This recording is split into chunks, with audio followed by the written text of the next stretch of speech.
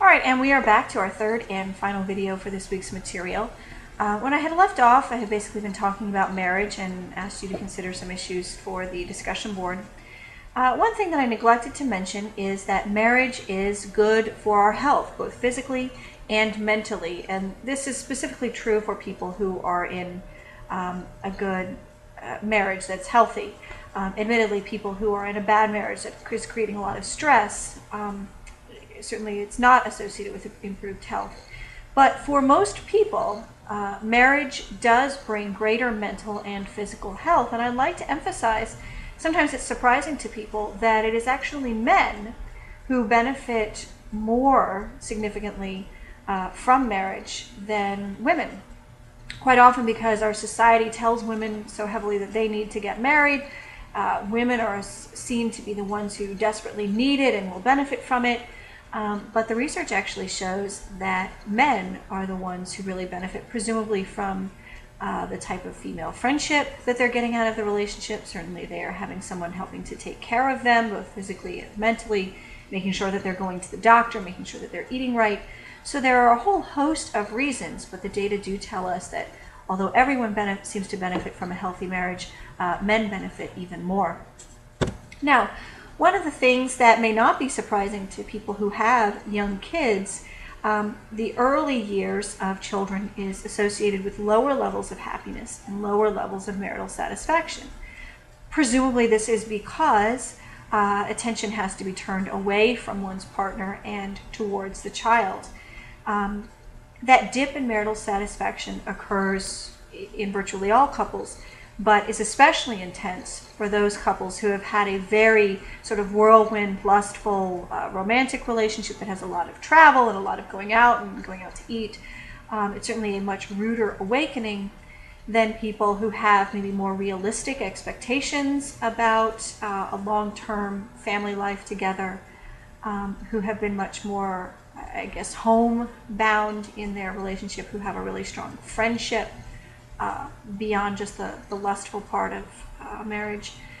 So we do see that one of the best ways to buffer a marriage against the negative impact of kids is to be very realistic about what life is going to be like, probably talking to other parents, etc.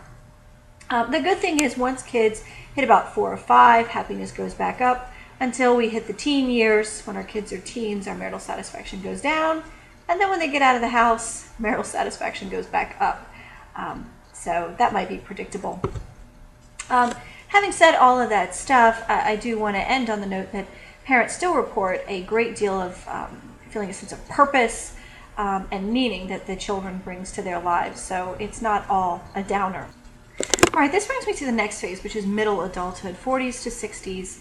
And here what we're really focusing on is the goal of providing something back to the world. So during the early adulthood, we're really trying to create those connections with our family members. Attention has turned away from just ourselves and onto our families. Now in middle adulthood, the goal, I guess you could say, our attentions go even further, maybe more into our communities. And so the phase there is to make some kind of contribution to the world, something meaningful that gives one's life a sense of purpose. And so sometimes some people might experience a midlife crisis at this time where they really examine just what have I done? What has my life meant? So we'll often see, especially for men, a career change that occurs at this point. Or maybe right around the retirement age, you change from something that has been perhaps very business focused, very money focused, and moved over into some volunteer work that actually gives something back to society. So the midlife crisis, at least as psychologists talk about it, usually isn't about having an affair and driving a red sports car. It's about really examining the meaning of your life and what you are doing, and then hopefully using that to motivate actually making some kind of...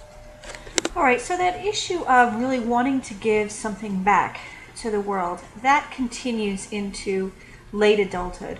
And I want to say that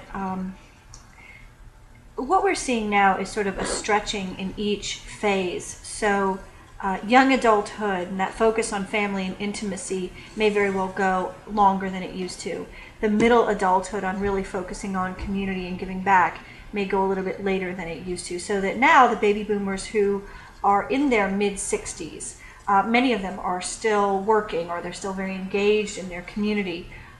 Because with late adulthood, Erickson considered that to be the late 60s. And I don't know that many people who are in their late 60s would necessarily see themselves as being in their final phase of life. Many folks who are in their late 60s are still working. Many people expect to still be working until their mid-70s.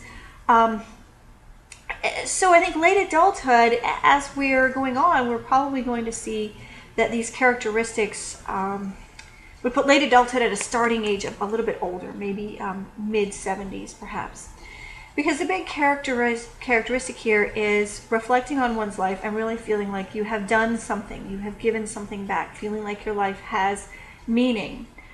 So it almost seems like a sitting back phase in life. And most of the folks that I know when they're in their 60s, they're not sitting back just yet. They're still in that actively giving and doing something for society.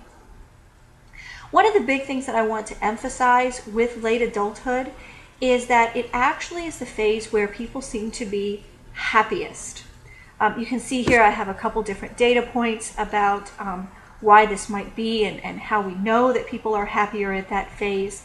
But generally what we see is that happiness is at about the same level all the way from the 20s until about the 50s. And then once a person hits their 60s, happiness starts to go up and seems to continue to go up until they hit really their 80s or so.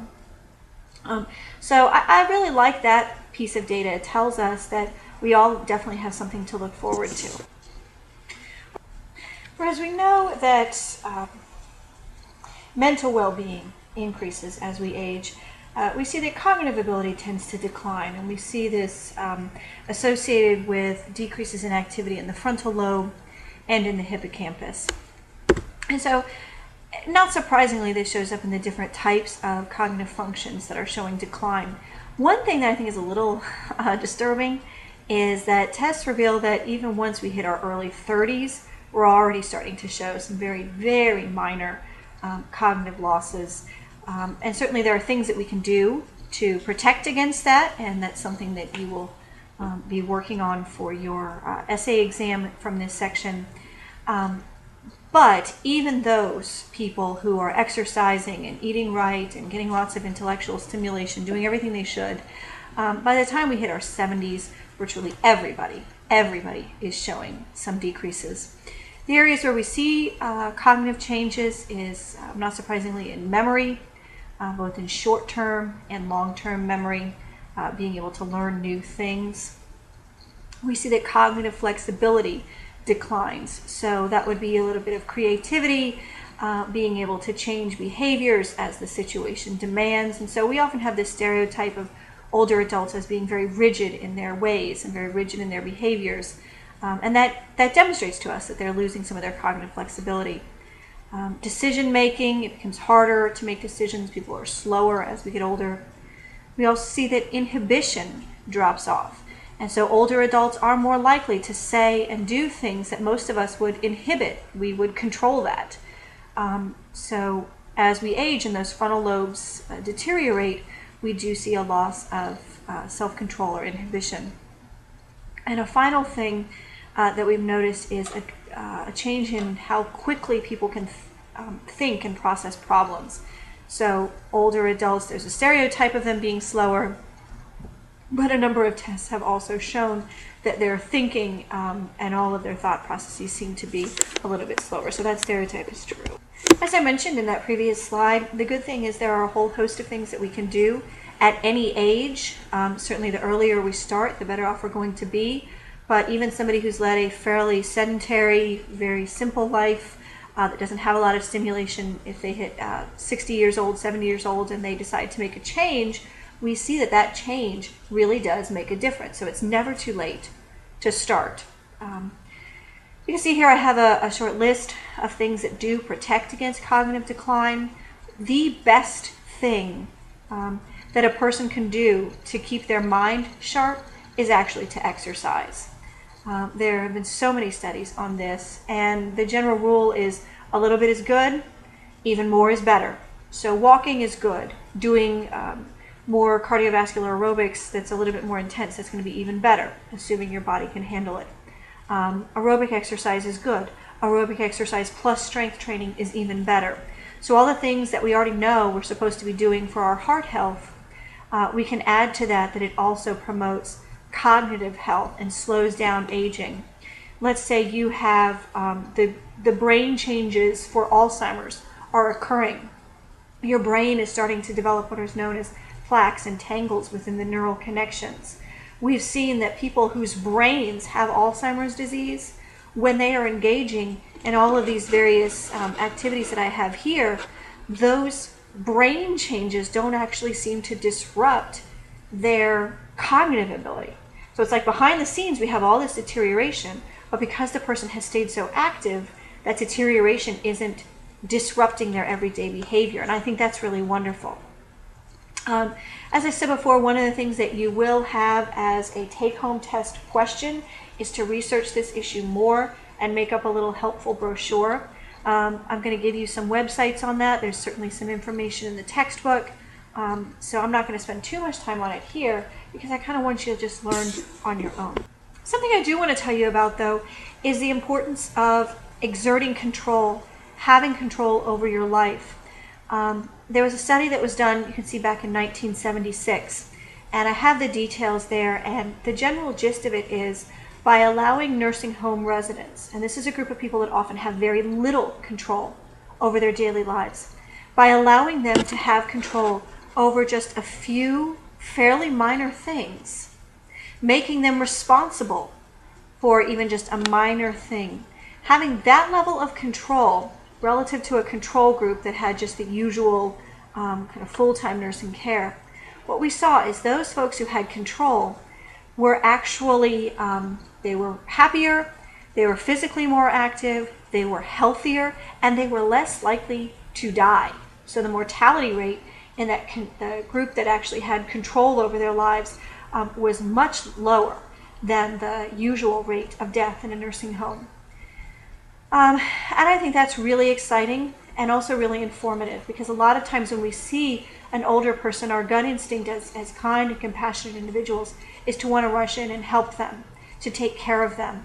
But what the data is telling us is that if a person is able to help themselves, maybe even if they need to help themselves but it's a little bit challenging, that it can often be important to just let them take control. You know, maybe you might want to say, hey grandma, do you have that, or do you want assistance, rather than just immediately jump in.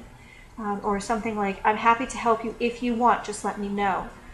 You know, just like little kids like to be able to do things on their own. You like to be able to do things on your own. Even as we get older and we get more frail and things are more challenging, what we see in the data is that it's important to let adults have the dignity, the self-control, and the respect to do things on their own as well.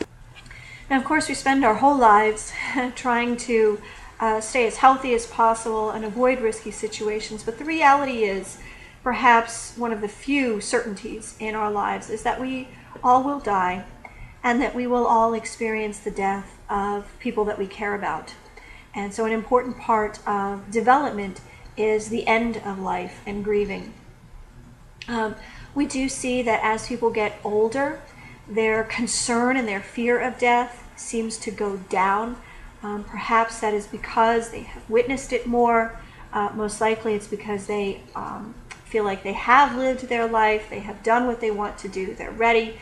And then for many people, there's also the fact that perhaps life has become really challenging, really painful because of illness or restricted mobility. There is a data point that women tend to fear death more than men. This appears to reflect concerns that women have of being the caretaker, and if I'm not around, who will care for my husband, my children, my grandchildren, that couple down the block that I've been taking care of. So women seem to worry about death, but it's more because the folks around them might suffer from their death. I do like to emphasize that the grief process varies considerably across individuals, and it also varies considerably across cultures. Sometimes we hear about the 5 stages of death. And the book gets into these, anger and denial and grief. But I do like to say that it is not the case that you're going to spend 3 weeks in this stage and then 3 weeks in the next stage and then 3 weeks in the next one. Not at all. Sometimes we'll bounce back and forth. We might skip a step. We might, go from stage 1 to stage 5 to stage 2, and some people will only go through the first stage. So I think it's worthwhile to realize that there are different stages out there, but also to keep in mind that everybody's experience differs. And as a healthcare worker, it's important to keep in mind that because everybody's experience of grief differs, we certainly don't want to put our values onto other people and assume we know how they feel, or assume that we know how they should feel, or to encourage them to grieve in some way other than what they're doing. I think it's important that we respect somebody's choices enough to allow them to grieve and to deal with these kinds of challenges in their own way. Having said all of that, I will say that we know from research that there are certain coping methods that are more effective. Trying to encourage somebody to reach closure, encouraging somebody to avoid thinking about a loved one, that is not effective. One of the best things that we can do is to maintain sort of an internal relationship or dialogue with the deceased. For example, my mother died about 4.5 years ago. And I will still regularly talk with her. Sometimes I just say, wow, I really wish you were here, or hey, Mom, here's something that I really wish that I would have been able to tell you. And even though it's a one-way dialogue, it's still a very important part for me. And so that it's important for people to be able to keep their loved ones alive in some way. All right, so, where is there to go after we talk about dying? That's really the end of the developmental chapter. Make sure that you, this week, tackle the discussion boards and that you are mindful of the quiz. That's really the big thing that we have this week. And then next week, we're going to get into social psychology. That's all.